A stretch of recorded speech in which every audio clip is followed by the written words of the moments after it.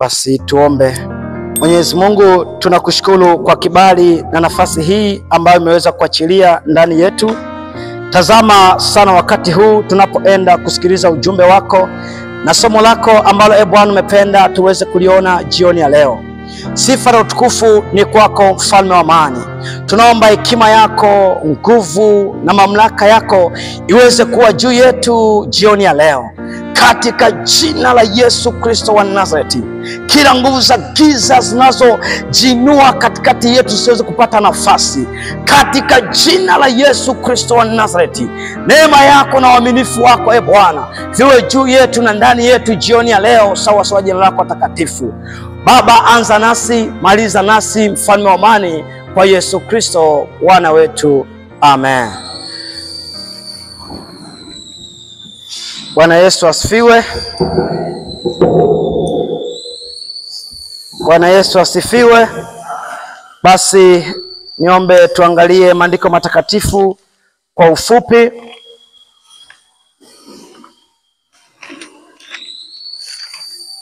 Yanayopatikana katika kitabu kile cha waraka wa 3 wa Yohana, sura ya pili mstari sura ya kwanza mstari ule wa pili.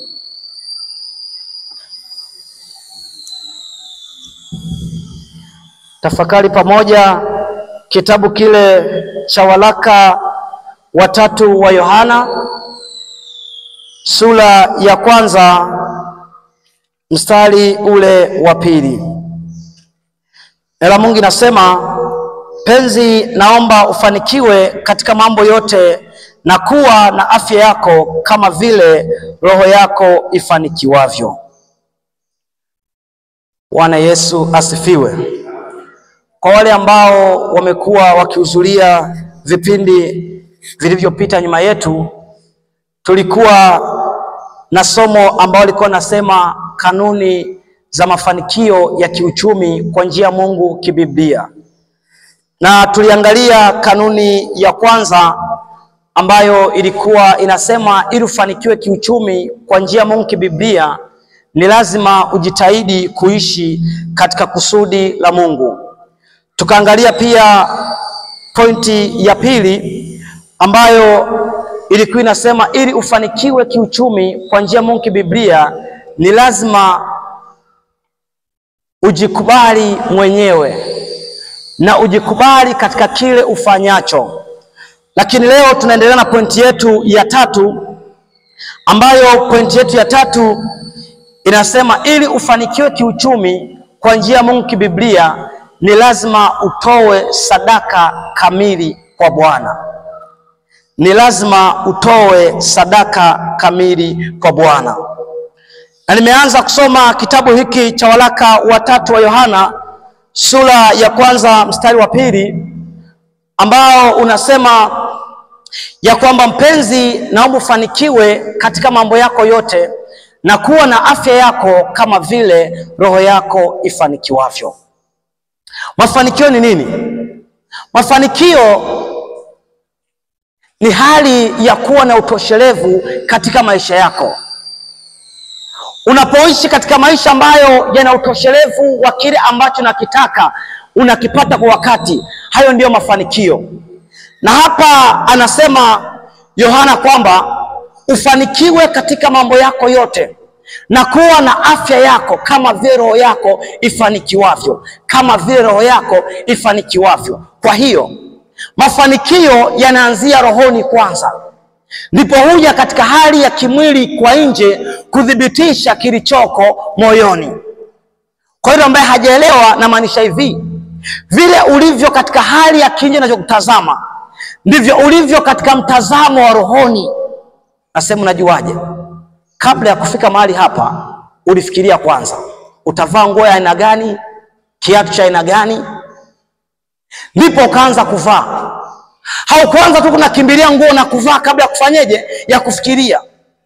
Lakini the way unavyoweza kuongea na watu, unaongea kwa hasira, unaongea kwa namna gani, unachokiwakilisha katika hali ya kinje ndicho kinachodhibitisha kilichoko moyoni mwako, kwamba huyu mtu amekasirika, huyu mtu ana furaha. Furaha ulionao katika hali ya kinje inaanzia wapi? Moyoni.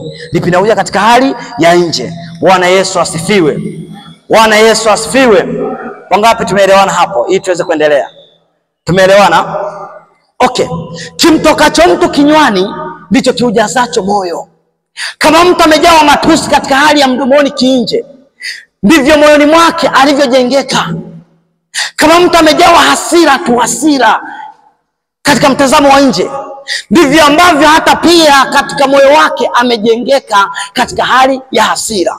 Kwa hiyo tukatazama kitu hiki ya kwamba watu wengi sana waliokoka wamekuwa na mitazamo ya kwamba waliofanikiwa kiuchumi ni watu ambao wanategemea imani za kishirikina, na wengine wakaenda mbali sana wakafikiria kwamba wale watu ambao wanafanikiwa ni wale ambao wako Freemason. Lakini je, katika Biblia tunaweza kupata jibu gani juu ya mafanikio? Ni kweli wanaofanikiwa ni wanaoabudu sanamu, au ni wale ambao wako Freemason, au hata wale mpokea pia Kristo wanaweza pia kufanikiwa? Tuangalie ili tuweze kupata jibu ya swali hilo katika kitabu kile cha Hagai sura ya 2 mstari wa 8. Kitabu kile cha Hagai sura ya 2 mstari wa 8. Na mwingine anasema hivi: fedha ni mali yangu na dhahabu ni mali yangu, asema Bwana wa majeshi. Fedha ni mali yangu na dhahabu ni mali yangu, asema Bwana wa majeshi. Kama fedha na dhahabu ni mali ya Bwana, kwa nini waliokombolewa na Bwana au wanaojiita wa Kristo wameokoka, kwa nini hawana mafanikio? Umewahi kujiuliza swali kama hilo? Unakuta ni mtumishi wa Mungu ameokoka na mpenda Kristo, lakini ombaomba. Ni mtumishi wa Mungu amempokea Kristo na anaingia kanisani na anatii kanuni za kanisa, anaingia ibadani na kutii kanuni pia za maombi, lakini bado ni maskini. Umewahi kujiuliza ni kwa nini? Bwana Yesu asifiwe. Si kama wewe kuwa na swali kama hilo. Wangapi wamesha kujiuliza swali kama hilo? Hivi ni kwa nini waliookoka ni maskini au wanaishi maisha ambayo ni ya kutangatanga, lakini asiyemjua Kristo yeye ni tajiri na amefanikiwa? Ni kwa nini? Hapa anasema fedha na dhahabu ni mali ya Bwana. Ukienda kwenye kitabu cha Mithali sura 8 mstari wa 18, anasema utajiri na heshima, tena utajiri udumuo, uko kwa Bwana. Kama utajiri na heshima viko kwa Bwana, kwa nini waliompokea Kristo wanadharauliwa? Kwa nini waliompokea Kristo hawana utajiri ambao tunategemea kuona ndani yao? Tunarudi kwenye kitabu cha waraka wa 3 wa Yohana sura ya 1 mstari wa 2, aliposema kwamba mpenzi, naomba ufanikiwe katika mambo yako yote na kuwa na afya yako kama vile roho yako ifanikiwavyo. Tumeona kwamba chochote kilicho katika mtazamo wa nje kimeanzia wapi? Rohoni. Kama rohoni uko maskini, hata mwilini pia nini? Ni maskini. Kama rohoni we ni tajiri, hata pia mwilini nini? Ni tajiri. Kwa hiyo ukiona mtu anasema ameokoka lakini hana mafanikio katika hali ya kimwili, uwe na uhakika pia rohoni hana nini? Mafanikio. Bwana Yesu asifiwe. Bwana Yesu asifiwe. Si kama tumeelewana? Ndivyo maandiko yanasema, ufanikiwe katika mambo yako yote, lakini pia uwe na afya yako njema, sio magonjwa, kama vile roho yako ifanikiwavyo. Kwa ukifanikiwa rohoni, sharti pia mwili ufanyeje? Ufanikiwe. Okay. Kama tumekubaliana hapo na kuelewana, tuendelee katika pointi yetu ambayo nimekuambia hivi. Pointi yetu ya 3 nasema hivi: ili ufanikiwe kiuchumi kwa njia ya Mungu kibiblia, ni lazima utoe sadaka kamili kwa Bwana. Sadaka ni nini? Sadaka ni nini? Kitabu kile cha Wakolosai sura ya 3 mstari wa 23. Wakolosai sura ya 3 mstari wa 23, na Mungu anasema hivi: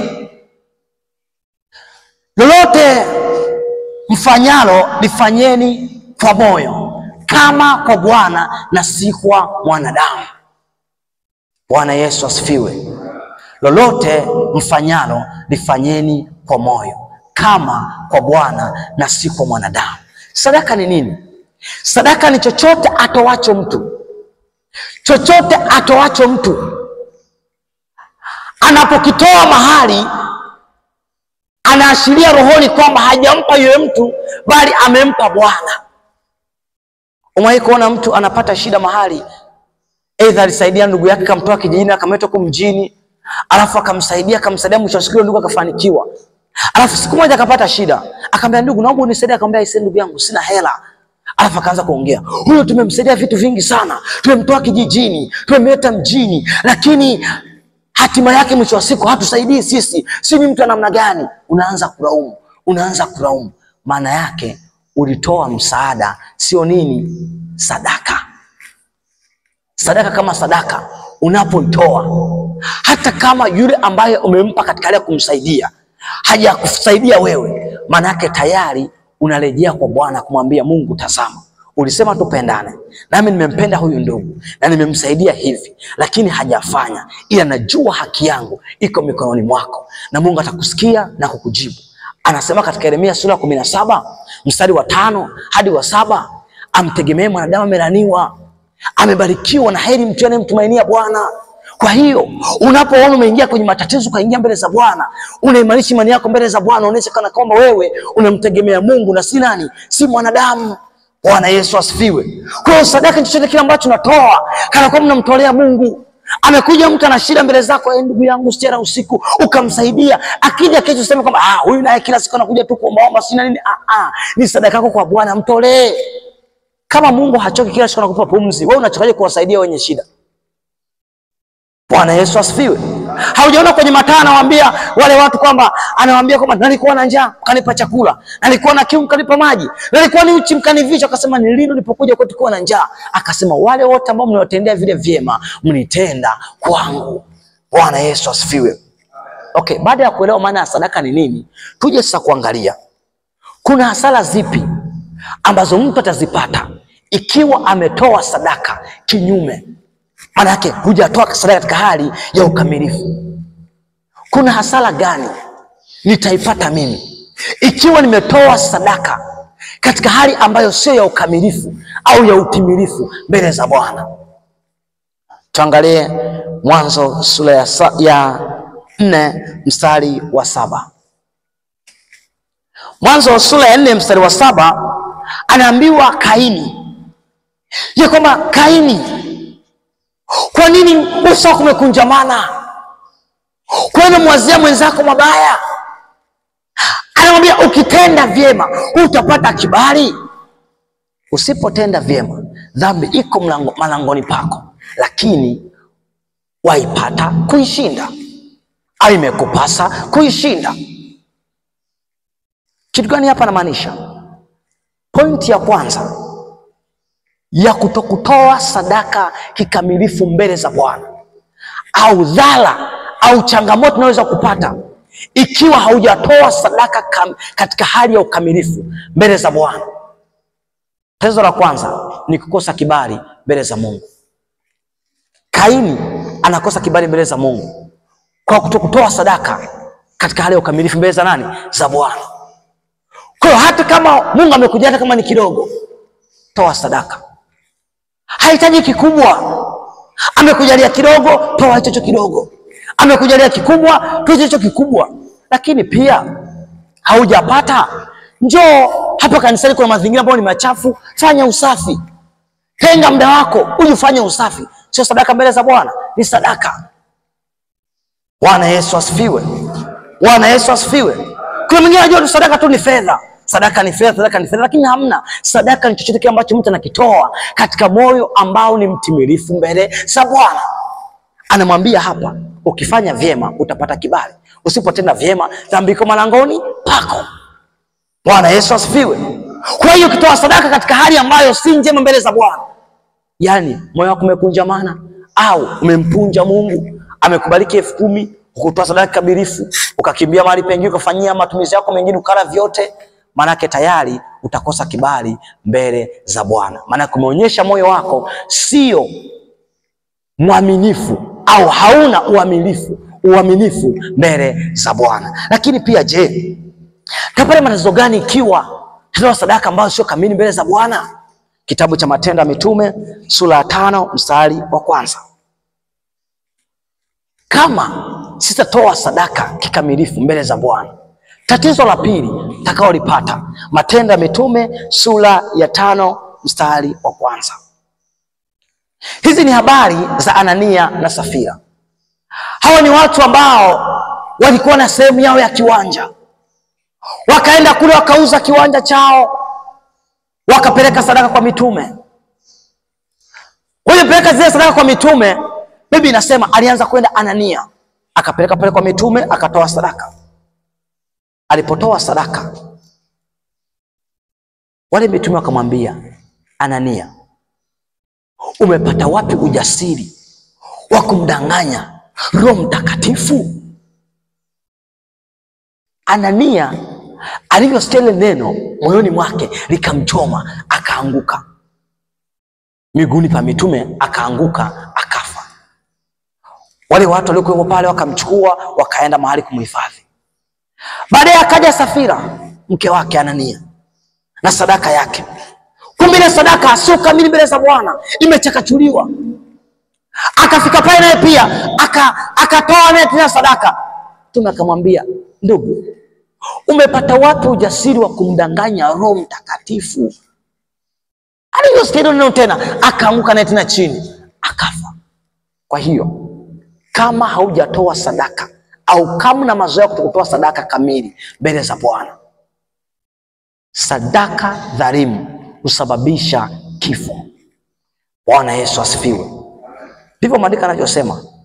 Anania na Safira walikufa. Chanzo na tatizo la kufa ni nini? Wamebarikiwa na Mungu, wakawa na majukumu mengi ya kufanya, wakabana sehemu nyingine ya mali, kwa akampelekea Mungu sadaka ambayo sio kamili. Ndivyo tunajifanya kwenye maisha yetu. Utakuta mtu anaishi, anavyoishi na anavyofanya havifanani. Kwa mfano, nikuulize swali moja.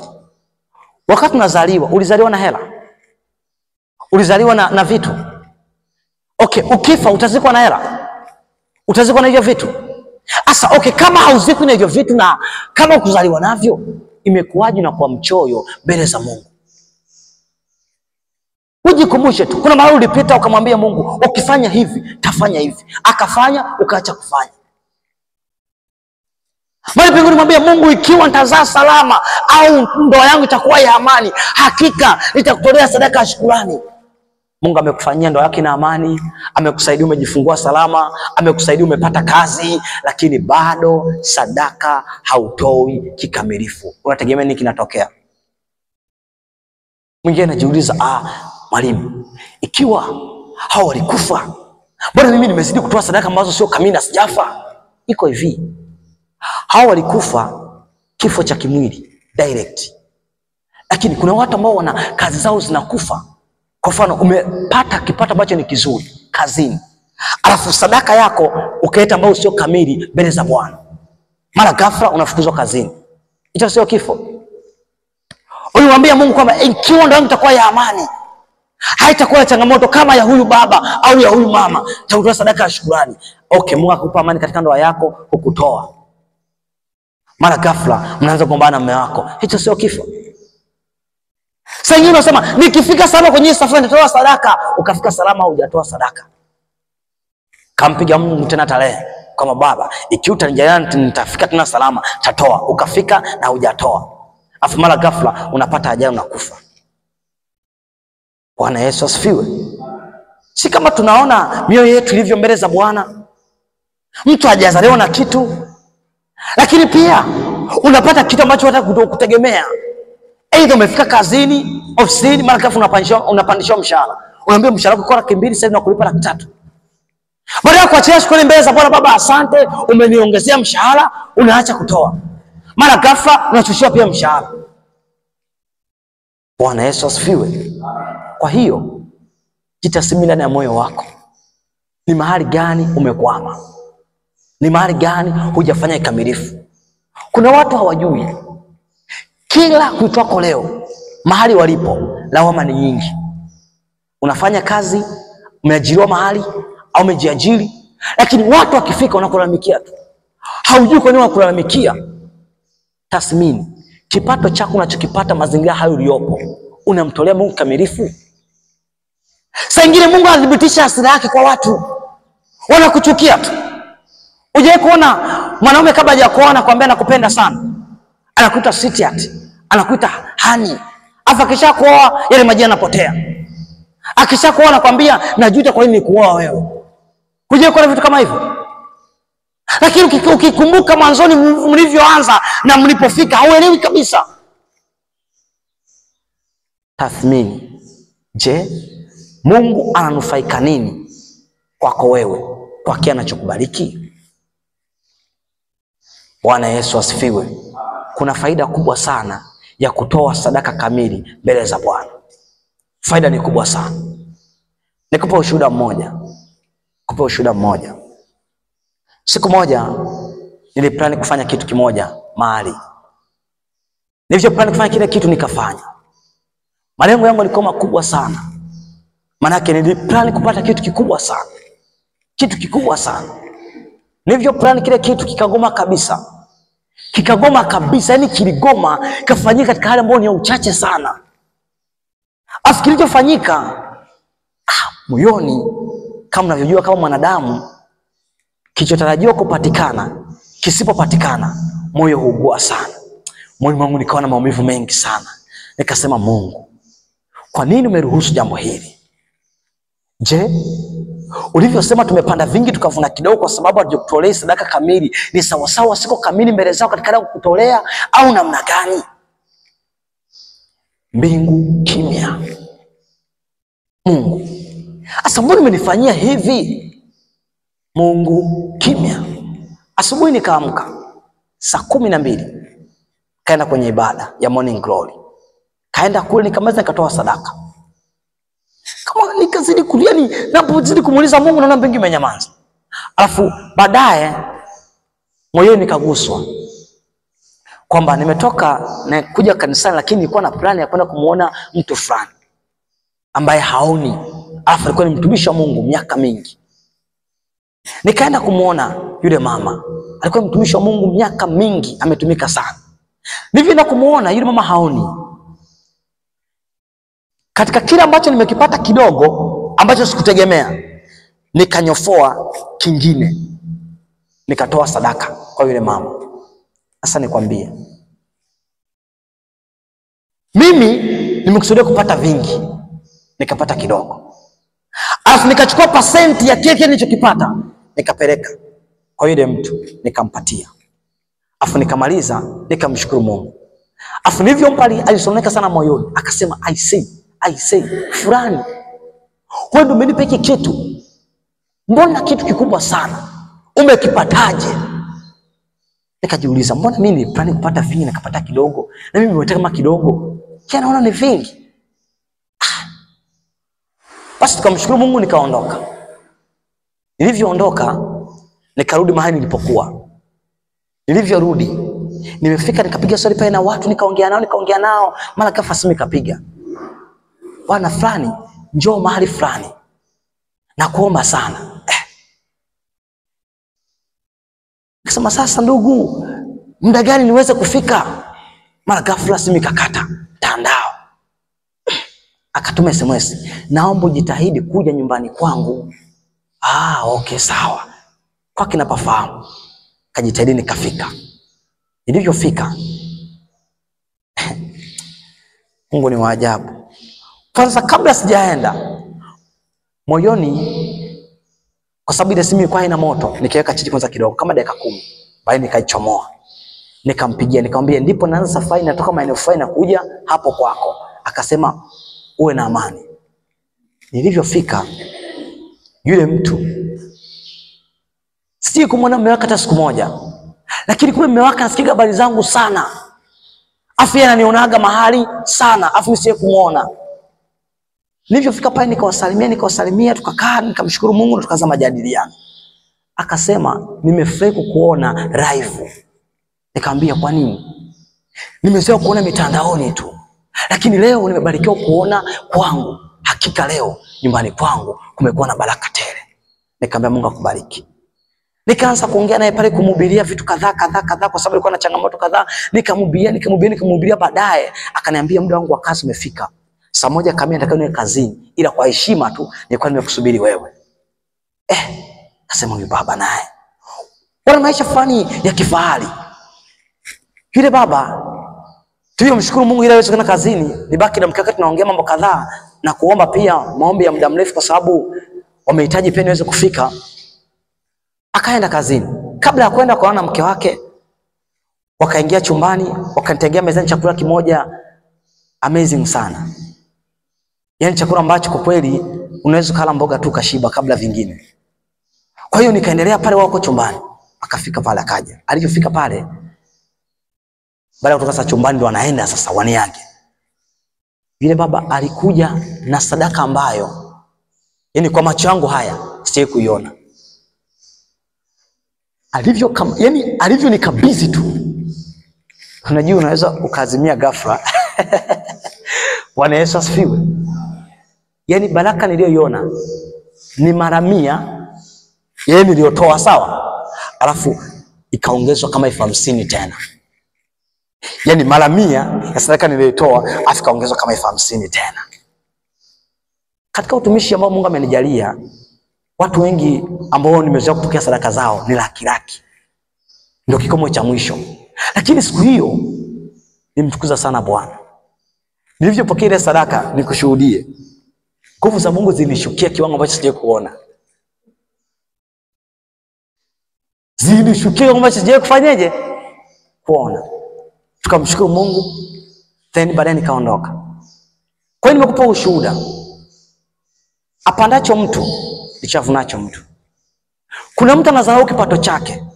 Kwa mimi nalipwa 200,000 tu, nitoe sadaka hizi zote jamani, familia yangu itakula nini? Mimi nimesema usitabishe juu hivyo vyote. Dunia na vyote vijazavyo ulimwengu ni mali ya Bwana. Kama ni mali ya Bwana, wewe ndio mtawala. Kwa uaminifu kwa Bwana, mtoe sadaka katika uaminifu, utamwona Bwana.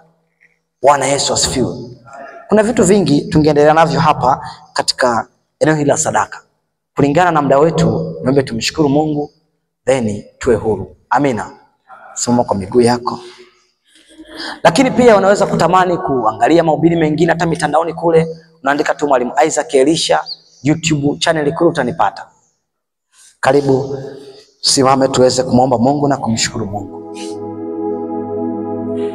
Lakini pia kuna yule dada ambaye anahitaji kuombewa, niombe atakuja huko mbele kwa injilisti, tutamwekea mikono mweze kumwombea. Karibu huko mbele we dada, tuweze kumwomba Mungu, kumshukuru kwa kila ambacho ameachilia ndani yetu.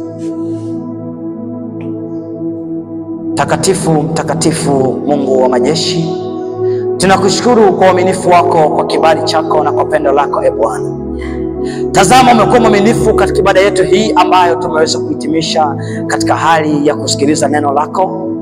Sifa na utukufu ni kwako Bwana. Tazama, mimi nimesema kila ambacho itamani tuweze kukisikia, lakini anayeweza kuwafanya watu wako waweze kuelewa na kuyaishi ni wewe peke yako. Achilia hekima yako ndani yetu. Achilia Bwana nguvu zako ndani yetu.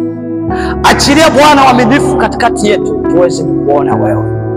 Katika jina la Yesu Kristo wa Nazareti, tumetoa sadaka katika mioyo ambayo ni migumu, mioyo iliyokunjamana. Ndio maana tumeshindwa kuona utukufu wako, tumeshindwa kuona kibali chako, tumeshindwa kuona Bwana baraka zako katika maisha yetu na katika kazi zetu pia. Tunakuomba jioni ya leo, tufundishe Bwana namna kutoa sadaka kikamilifu, ili tuweze kuona ukuu wako na nguvu zako na neema yako, pia tuweze kuona Bwana na miujiza yako katika maisha yetu. Tupiganie, tuongoze, tusaidie, tuheshimishe katika huduma zetu. Tubarikie Bwana sawa sawa na nguvu zako. Ninakuomba na kusihi Bwana, hata wale ambao wanatufuatilia katika YouTube channel na mitandao mingine, wape kibali cha kufungua fahamu zao na akili zao ili wapate kuelewa na maandiko. Baba, tazama kila mmoja wetu kati yetu, umtie nguvu na kumwezesha. Tunaomba haya machache tukiamini kupitia jina la Mungu Baba, Mwana na Roho Mtakatifu. Amen. Mungu awabariki.